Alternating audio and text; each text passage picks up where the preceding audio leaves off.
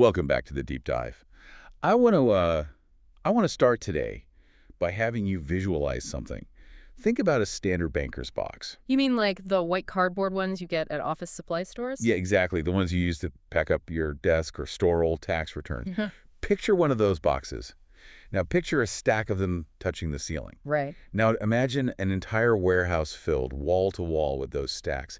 We're talking about roughly 3 to 3.3 million documents. And that is the estimated scale of the unreleased material regarding the Jeffrey Epstein case.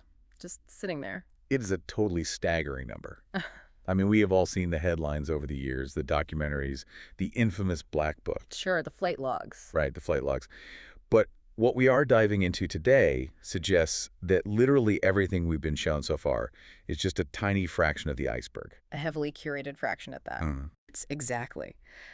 Today we are looking at a really fascinating conversation between the podcaster Julian Dorey and a man named John Kiriakou. And for those of you who might not be familiar with Kiriakou, he is not just some internet pundit. Not at all. He was a CIA analyst and a highly decorated case officer. He was actually the guy who led the raid in Pakistan to capture Abu Zubaydah. So he was deep inside the machine. Very deep. And crucially, he later became a whistleblower against that same intelligence machine. So his perspective is incredibly rare. He speaks the language of the intelligence community. He understands the massive bureaucracy of classified secrets. And he knows how power actually moves in Washington when the cameras are turned off. Which is the core of what we are unpacking today. Right, because the picture he paints in the source material is, well, it is definitely not what we learned in high school civics class. The term they throw around in this conversation is the Supra-Government. Supra-Government. It sounds a little dystopian right off the bat, like a shadow syndicate from a cyberpunk novel. It really does. But the way they define it is actually very grounded. It is almost a mechanical view of politics. The super-government theory basically posits that the elected officials we see on TV, the presidents, the prime ministers, the senators, they are essentially middle management. Middle management. That is such a humbling way to describe the so-called leader of the free world. Humbling but accurate, according to this theory. The idea is that these elected politicians are just temporary employees. They show up, they serve 4 or 8 years, and they leave. But the massive institutions behind them do not leave. You're talking about the intelligence agencies, the massive financial conglomerates, the military-industrial complex. Exactly. They are permanent. They have the institutional memory, they have the long-term geopolitical agendas, and most importantly, they have the leverage. Yeah. So the theory argues that the temporary employees actually work for the permanent power structure, not the other way around. And Kiriakou argues that the Jeffrey Epstein scandal is not just a sensational tabloid story about a sick individual with a private island. It is actually a map. A structural map. Right. A window into exactly how this super government operates, how it recruits people, how it compromises them, and how it protects its own assets. If you look at Epstein only through the lens of a lone sex offender, you end up missing the forest for the trees. Because nothing makes sense. The leniency does not make sense. The finances do not make sense. But if you view him as an operative... Right. If you view him as a fixer or an intelligence asset within this superstructure, suddenly all those bizarre anomalies start to align. The weird emails, the lack of federal prosecution, the billions of dollars unaccounted for, it all clicks into place. Well, let us get straight into the evidence they discussed. Julian Dorey talks about his reaction to reading just the newly released batch of files, which again is just a drop in the bucket of those 3 million documents, and the word he kept using was sickening. Which is a completely visceral reaction, but highly appropriate given the contents. But beyond just the sickening nature of the crimes, there is this really bizarre banality to the logistics of it all. One specific detail Dorey pointed out really stuck with me. Do you remember the email address Epstein was using for this? Oh, right. The JE Vacation account. Yes, JE Vacation. It sounds like an automatic AOL screen name from 1999. Sounds like something your retired uncle would use to book a discount cruise to the Bahamas. It is so incredibly low rent, you would expect some encrypted server. Exactly. But through this goofy, early internet-sounding email address, you have some of the most prolific and horrific human trafficking operations on the planet being coordinated day in and day out. And the language they used in these emails was not some sophisticated spy jargon. It was basic code. Really juvenile code, actually. Words like pizza and grape soda. And casually tossing around phrases like, take a Viagra. It is jarring. It feels like they're just coordinating a weekend barbecue or ordering takeout, but they are actually discussing the logistics of trafficking human beings. That cognitive dissonance is key to understanding this world.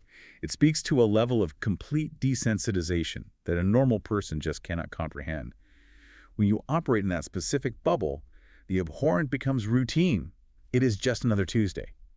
Which brings us to a concept they discussed at length, the club. We all know that famous George Carlin quote. It is a big club and you ain't in it. Right, but Kiriakou and Dorey refine that idea. They argue there is actually a little club inside the big club. This is a crucial distinction. You have the rich and famous, the celebrities, the tech billionaires. That is the big club. But then you have the operators, the intelligence assets, the fixers who know where all the bodies are buried. That is the little club. And the scary part is that even the elites in the big club do not always realize they were walking into a trap set by the little club until the jaws have already snapped shut. So let us talk about exactly who was walking into that trap. Because when you look at the contact list for that JE vacation email, it is not just random Hollywood socialites. The names are incredibly heavy. They are massive geopolitical and legal policymakers. The one name that really stopped me dead in my tracks during this deep dive was Kathern Remler. Yes. This is perhaps one of the most critical pieces of the puzzle, and it rarely gets the mainstream coverage it deserves. So for our listeners who do not recognize the name, Kathern Remler was the White House counsel under President Obama. Meaning she is the president's top lawyer. Right. She is advising the Oval Office on everything from massive executive orders to mitigating potential national scandals. She is arguably one of the top 5 most powerful non-elected officials in the entire executive branch. A position requiring absolute immense trust and the highest possible security clearances. And according to the source material we are reviewing, she exchanged 11,500 emails with Jeffrey Epstein. Let us just pause and sit with that number for a second. 11,500. I literally tried to do the math on this while I was researching. If you emailed a single person 10 times a day, every single day, weekends and holidays included, it would take you over 3 years to hit 11,500 emails. And keep in mind, she is doing this while she's actively serving as the White House counsel. She has a very demanding day job. This is not her college pen pal. This is a man who was already a convicted sex offender in Florida at this point. Right, the timeline is wild. He is a registered offender, and he is communicating with the top legal mind of the United States government at a volume that implies they were in near constant digital contact. What could they possibly be discussing that often? Well, the files give us a few snippets. There's a famous exchange where Remler emails Epstein to tell him that the CIA director at the time, John Brennan, had just given her the CIA's highest civilian award that day. And she writes something like, pretty cool, huh? Like, she's seeking his approval. Look at the gold star I just got from the spy chief. It is a very strange dynamic. But the much more disturbing part of their correspondence involves her requests. She repeatedly tries to set up a private lunch between Epstein and John Brennan. Why in the world does a convicted sex trafficker need a sit-down lunch with the director of the Central Intelligence Agency? That is the million-dollar question. And Kiriakou's theory on Remler's relationship with Brennan and the intelligence community is incredibly dark. He traces it back to the Tuesday morning meetings. Break that down for us. What exactly happens in Washington on Tuesday mornings? Inside the intelligence community, specifically during that era, Tuesday morning was designated for the disposition matrix meetings. The kill list. Exactly. The drone strike program. You have top representatives from the National Security Council, the CIA, the Department of Justice, and the White House counsel's office. They gather in a secure room to review classified intelligence on alleged terror targets. And they are making a legal determination. Right. They have to decide, is it legally justifiable to assassinate this person with a Hellfire missile? And Remler, as White House counsel, was the lawyer signing off on the legality of this. According to Kiriakou, yes, she was integral to that exact process. She was providing the legal cover for state-sanctioned targeted assassinations. God, that paints a really intense picture. So you have a highly educated lawyer who spends her Tuesday mornings determining who lives and who dies in a compound in Yemen or Pakistan, and then apparently spends the rest of her week firing off thousands of casual emails to Jeffrey Epstein. It implies a level of moral compartmentalization that is frankly terrifying to think about. Or, alternatively, it suggests that Epstein was actually part of that same overarching national security apparatus. Think about it. If she is comfortable discussing intimate details of CIA awards with him and actively trying to broker meetings between him and the CIA director, it implies she did not view Epstein as a criminal She saw him as a peer. or a protected asset. And after she eventually leaves the White House, where does someone with that highly specific legal and intelligence resume go? Goldman Sachs. She became the general counsel for Goldman. Of course, the classic Washington to Wall Street revolving door. Although, interestingly, Kiriakou points out that even Goldman Sachs eventually decided she had to go. We do not have the public details on what triggered that exit, but it suggests that eventually the radioactive nature of her connections became a liability even for one of the most powerful investment banks on Earth. But the mere fact that she was hired there at all managing the complex legal affairs of global finance after being Epstein's high-volume pen pal shows exactly how the system protects its own members. It definitely insulates them. But it is not just the political operatives and lawyers getting dragged into this. The files expose people from completely different sectors, like Lawrence Krauss. The theoretical physicist. Right, a famous scientist, a public intellectual. And the documents show he had something like 7,500 emails with Epstein. Again, that volume of communication is just inexplicable for a casual acquaintance or a passing donor. And Krauss was actively trying to get Epstein booked as a guest on the Joe Rogan Experience. This was in 2017. Can you imagine that alternative timeline? Jeffrey Epstein sitting down for 3 hours on Rogan? It is genuinely insane to conceptualize.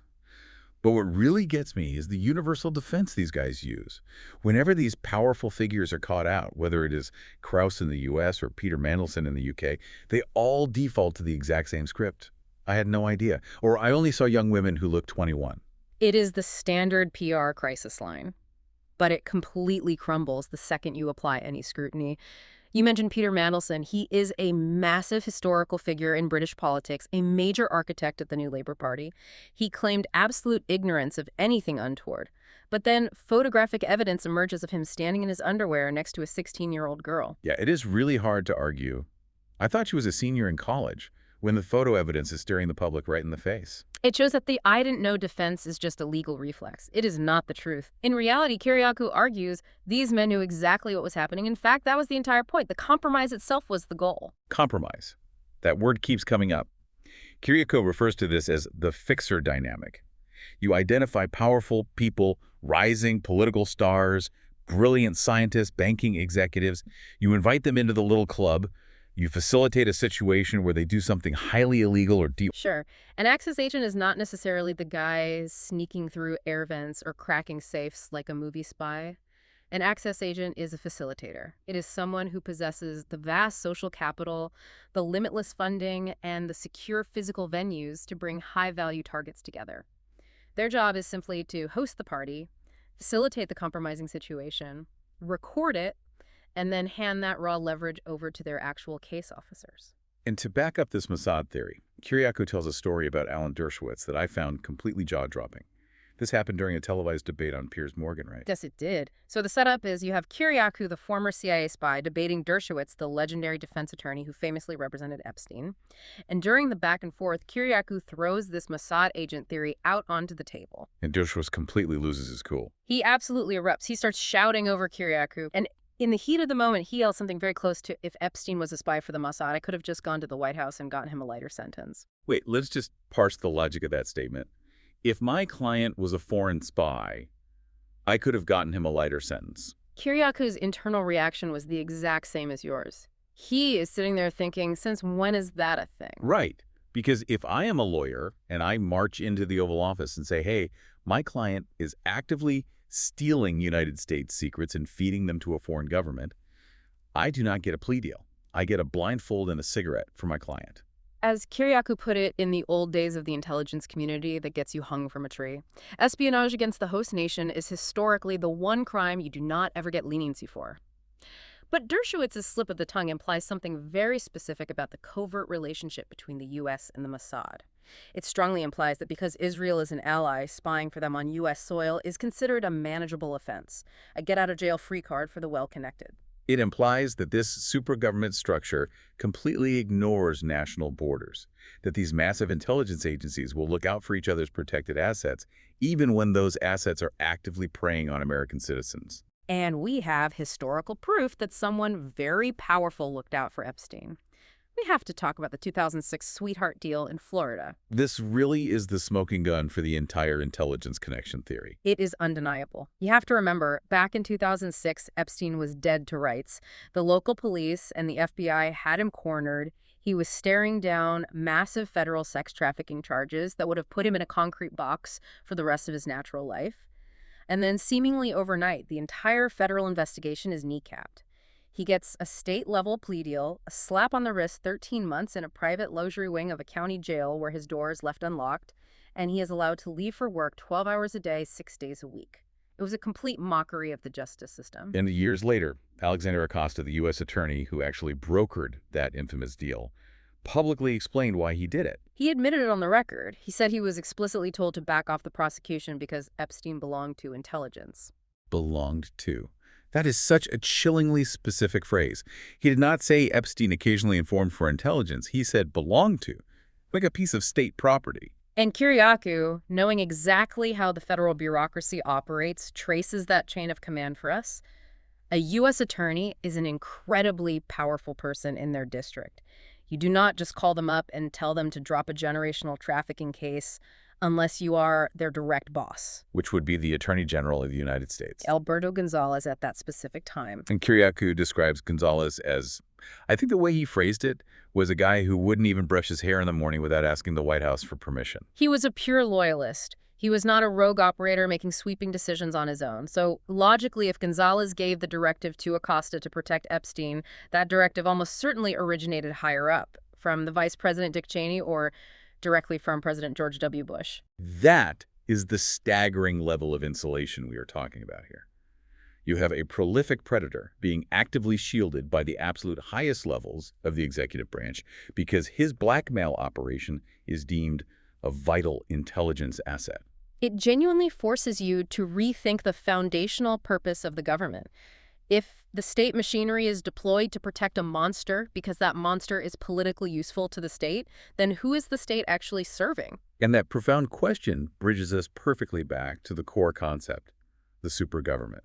Because if democratically elected politicians are essentially just puppets who can be ordered to shield foreign assets, who is actually pulling the strings? Kiriakou validates the theory that commentators like Tucker Carlson have floated recently. The power hierarchy in the West is not voters at the top, then politicians, then government agencies. The actual operational hierarchy is unelected powers at the top, then elected officials beneath them, then the rest of us at the bottom. And when we say unelected powers, we are talking about the intelligence apparatus, global finance, and the military-industrial complex. Precisely. And they do not just orchestrate this from smoke-filled secret bunkers. They meet in open conference rooms. We are talking about formal organizations like the Trilateral Commission and the Bilderberg Group. I feel like for decades, if you even mentioned the words Trilateral Commission in polite conversation, people immediately looked at you like you were wearing a tinfoil hat. They absolutely did. It was the ultimate conspiracy punchline. But Kiriakou makes a very grounded point. These groups have public websites. They publish their annual attendee lists. It is not a myth. It is simply a high-level networking event for the Supra-Government. He actually told a story about a friend of his, a major corporate executive, who was invited to attend one of these super meetings. Right. She was high-level enough in the corporate world to secure a seat at the table.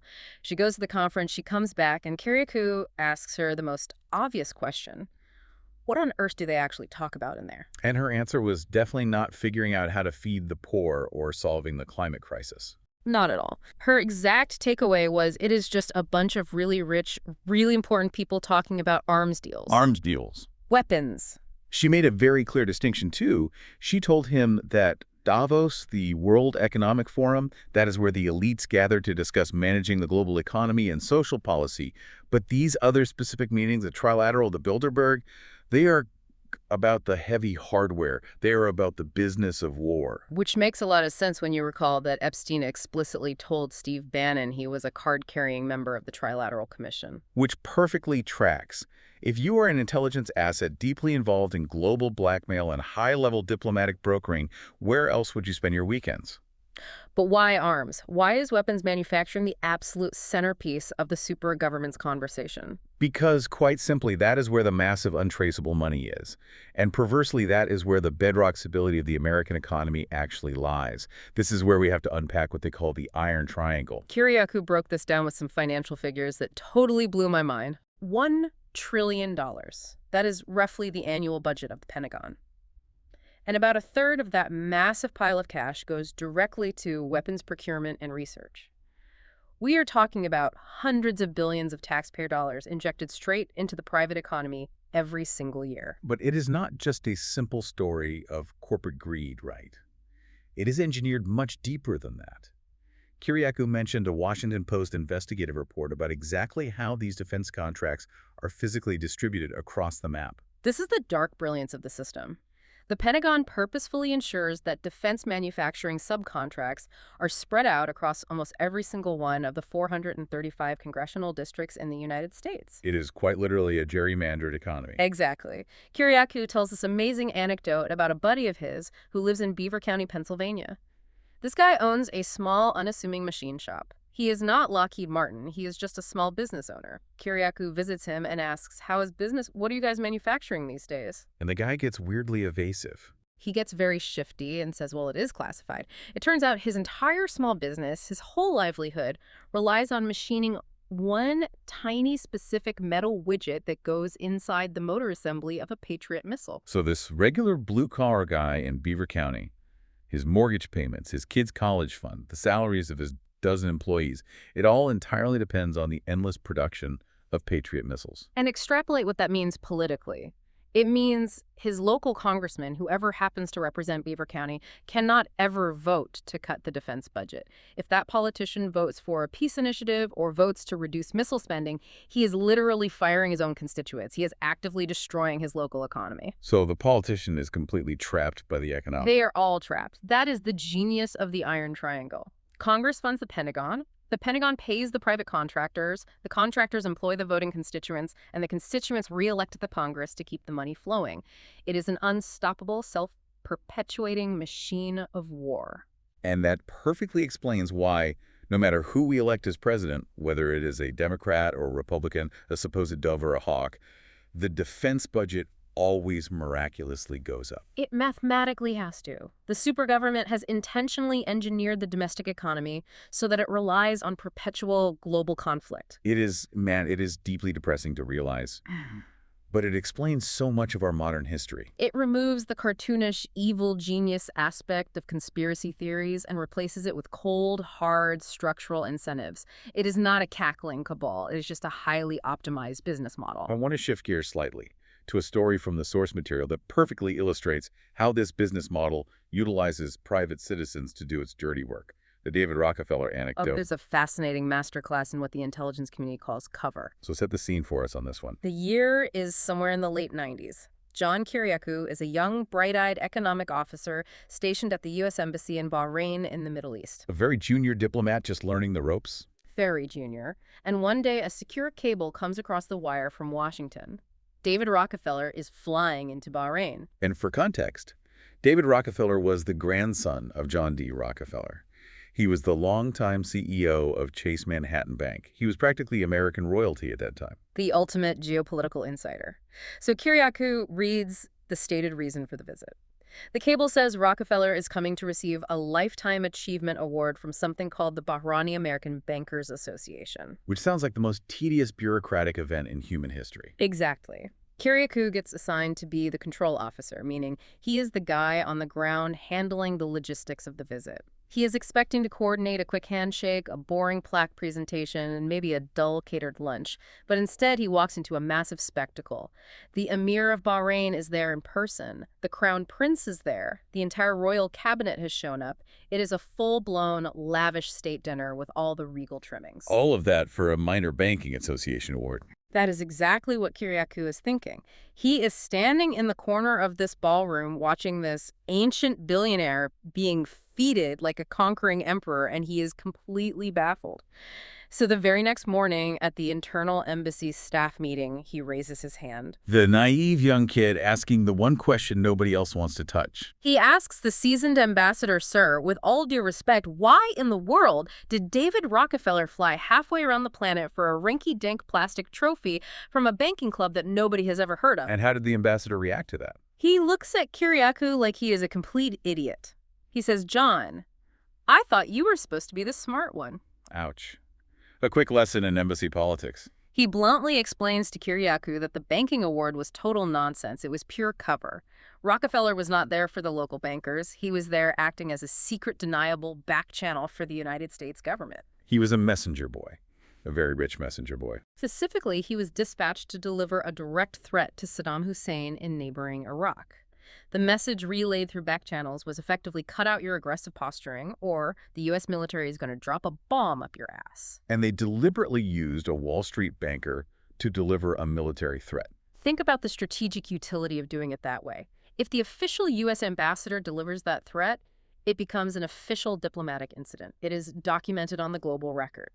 But if David Rockefeller delivers it over cigars at a private royal dinner, it is completely deniable. If Saddam gets angry and goes to the press, the State Department can just throw up their hands and say, "We didn't send him." He is a private citizen acting on his own. But he's not actually a private citizen in that moment. He is functioning as a direct extension of state power. Or the state is functioning as an extension of his banking interests. It blurs the lines so completely that the line ceases to exist. It demonstrates that at the absolute highest echelon of the Supra-Government, the distinction between the public sector and the private sector is a complete illusion. They are playing for the exact same team. It is the little club in action again. Precisely. David Rockefeller is a founding member of the Little Club. The ambassador is in the Little Club. And young Kiriakou at the time was just the hired help holding the clipboard. Speaking of exclusive clubs and actual royalty, we have to pivot and talk about the British connection in the Epstein files. Because this infection was not just contained to Manhattan and Washington, it went straight across the Atlantic into Buckingham Palace. This is where the concept of blackmail moves from being just a political tool to becoming truly existential. That is the word Congressman Ro Khanna used in the source material existential. We all know the broad strokes about Prince Andrew. We have all seen that haunting photo of him with his arm around Virginia Giuffre. We all saw that famously disastrous BBC interview where he claimed his military service made it biologically impossible for him to sweat. Which was an incredibly weird and medically unique defense, let us just say. But Kiriakou points out a specific angle that I think gets totally lost in all the tabloid frenzy about the prince's partying. Andrew was not just a VIP guest. He was allegedly tasked with physically passing a classified document to Epstein regarding the Alyoma deal. And this brings us right back to the core theme, arms deals. The Alyoma contract was the single largest arms deal in British commercial history, a massive multi-decade agreement between the UK government and Saudi Arabia to supply fighter jets and military support. It was worth tens of billions of pounds. And a member of the British royal family allegedly handed a sensitive document detailing that massive military deal directly to Jeffrey Epstein. That is the core allegation. And you have to ask, why would a sex trafficker want details on a Saudi jet fighter contract?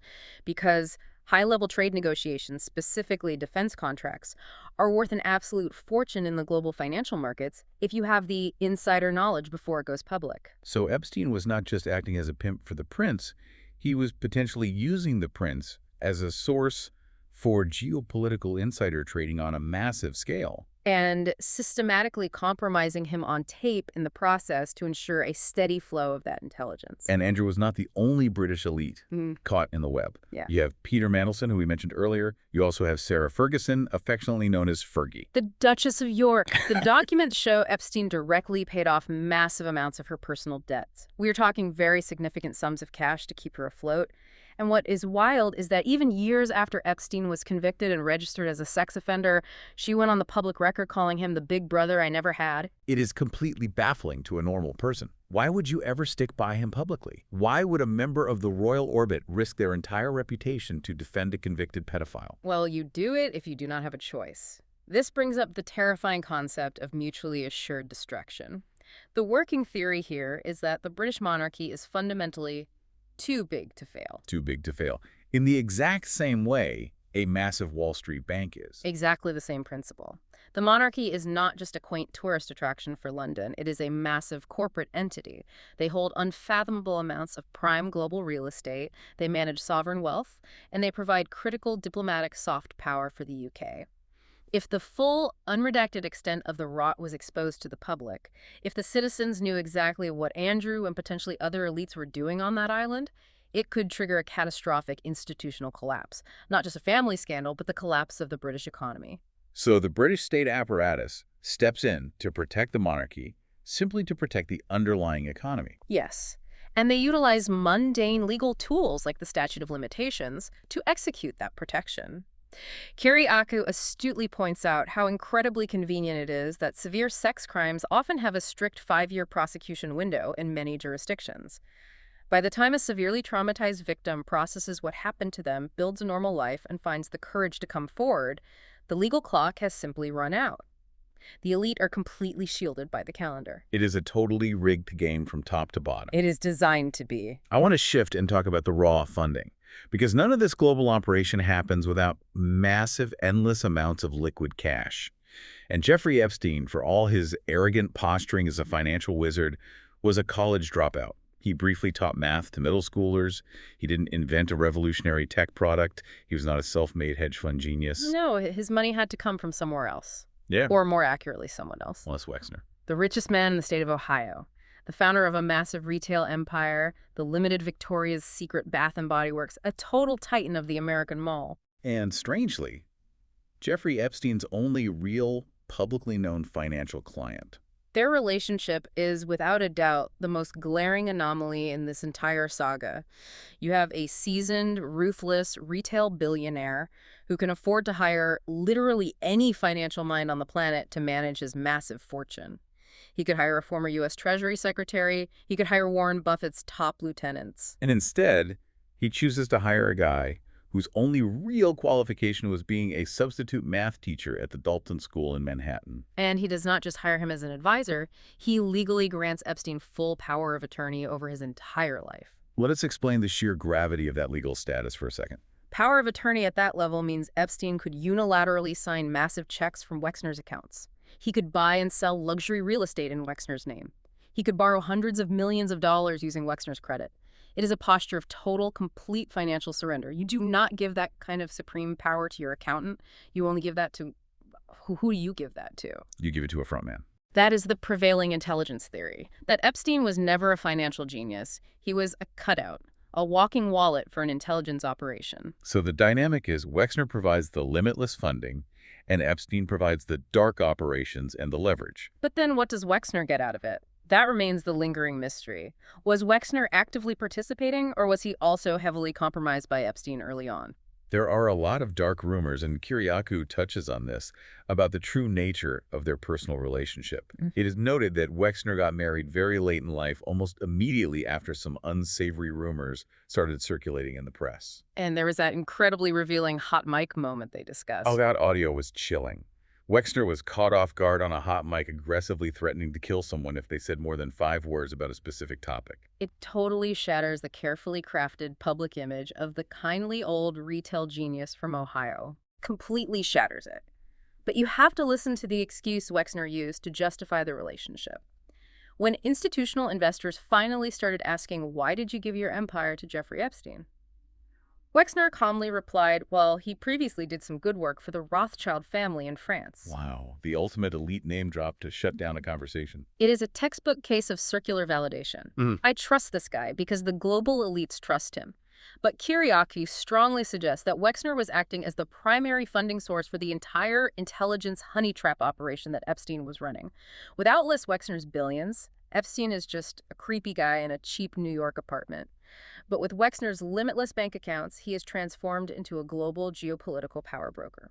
It is all perfectly connected. You have the raw money flowing from Wexner, the legal and operational protection coming from the CIA and the Mossad, the high-value targets being funneled in from the Trilateral Commission, and the tragic victims being sourced from vulnerable populations. It is a perfectly closed ecosystem. It is a fully self-sustaining ecosystem of high-level corruption. And it is heavily protected by the strict control of public information.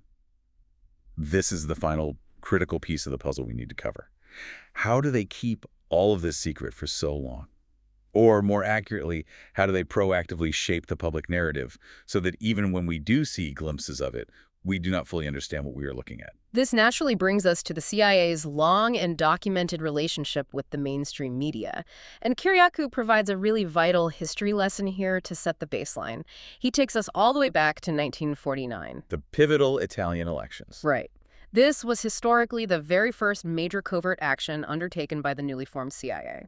The geopolitical goal was simple: stop the communists from winning the democratic election in Italy after World War II. So what tactics did they use? They didn't send in hit squads. They bought the press. They literally handed out bags of cash. They spent $150,000, which was an absolute fortune in 1949, to systematically bribe Italian journalists and newspaper editors to write glowing, pro-American, pro-conservative front-page stories. State-sponsored fake news before the term even existed. Exactly, and it was highly effective. The communists lost the election. But Kiriakou's broader point is crucial.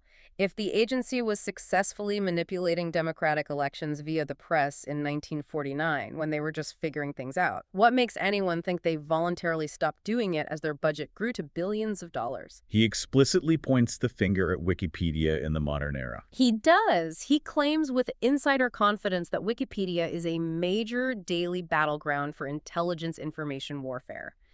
He points out that independent researchers have tracked the IP addresses of the anonymous accounts making highly sanitized edits to sensitive political pages, and those IP addresses frequently trace straight back to servers located in Langley, Virginia.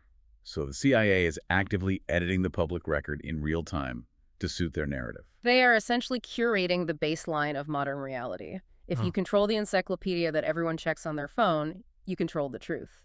But, and I think this is a really crucial but to inject here, Kiriakou also passionately argues that the CIA is not some omnipotent, all-powerful god. In fact, he explicitly calls them arrogant and stupid on many occasions. I really loved this part of the conversation because it gives the public a glimmer of hope. He illustrates this arrogance by telling the story of a journalist named Jason Leopold. Ah, yes, the FOIA king. Jason Leopold is an incredibly relentless investigative journalist who uses the Freedom of Information Act as a weapon. And the story goes that over the Christmas break one year, Leopold was just bored out of his mind. Sitting around the house, twiddling his thumbs over the holidays. Exactly. So he decides to file a FOIA request just to keep busy. But he does not ask for documents on a specific targeted event. He casts a massive net. He formally asks the government to produce all recorded communication between the CIA and any working journalists. An absurdly broad fishing expedition. A massively annoying one for the government. And normally, the CIA lawyers would aggressively fight this. They would tie it up in court, they would heavily redact every page, or they would simply claim blanket national security exemptions. But for some inexplicable reason, maybe the lawyers were on vacation, maybe it was sheer bureaucratic incompetence, or maybe just pure unchecked arrogance, they messed up the procedure. They actually let the unredacted documents slip through the cracks. And what did Leopold actually find in that document dump? He found the exact emails that ended up breaking the massive Hillary Clinton private server scandal. He found undeniable written evidence of daily collusion between agency officials and major cable news outlets. He literally got the receipts. Simply because the bureaucracy was too lazy to stop him that week. Or they were simply too arrogant to think an independent journalist would ever look closely enough to catch them. Kiriakou's ultimate point here is that these massive shadow institutions rely heavily on the public, assuming they are invincible.